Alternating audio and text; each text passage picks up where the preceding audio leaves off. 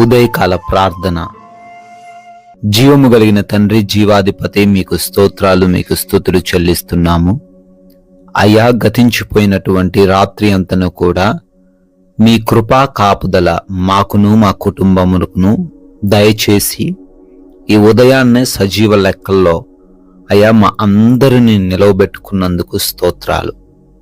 ఈ రోజును చూడలేక అనేక మంది గతించిపోయారయ్యా.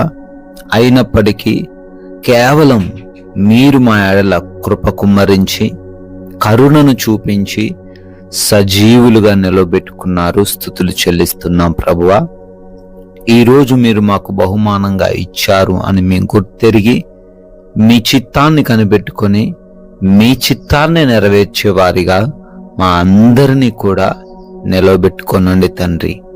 ఎస్ లార్డ్, ఆయన ఒక్కడే మహాశ్చర్య కార్యములు చేయువాడు అని కీర్తనల గ్రంథము 136వ కీర్తన 4వ వచనము ద్వారా తండ్రి మీరు జ్ఞాపకం చేస్తూ ఉన్నారు.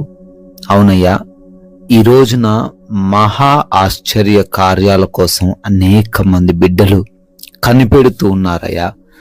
వారి జీవితంలో అసాధారణమైన పరిస్థితులలో నుంచి బయటపడడానికి, భయంకరమైనటువంటి వ్యాధులలో నుండి బయటపడడానికి, భయంకరమైనటువంటి అప్పులలో నుండి బయటపడడానికి అయ్యా ఆశ్చర్యకరమైన కార్యం జరగాల్సి ఉంటుండగా నాయనా, మనుషులు ఎవ్వరూ చేయలేని ఆ కార్యమును అయ్యా కేవలం నీవు మాత్రమే చేస్తావు అని భక్తుడు కీర్తిస్తున్నట్లుగా అయ్యా మహా ఆశ్చర్య కార్యము ఈ రోజున ఈ ప్రార్థనలో ఏకీభవిస్తున్న ప్రతి బిడ్డ జీవితంలో జరిగించమని, నెరవేర్చమని బ్రతిమాలుకుంటున్నాం తండ్రి.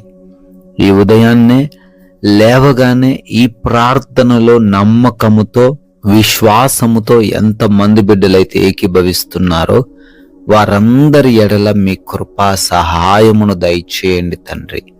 అయా, వారి తలంపులకు మీరు తోడై ఉండండి, వారి ఆలోచనలకు మీరు తోడై ఉండండి, వారి ప్రయత్నాలకు మీరు తోడై ఉండండి ప్రభువా.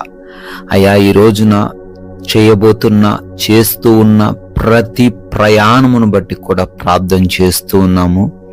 మాకు ఏ అపాయము, ఏ ప్రమాదము సంభవించకుండా అయా మీ దేవదూతల కంచె కాపుదల దయచేయండి.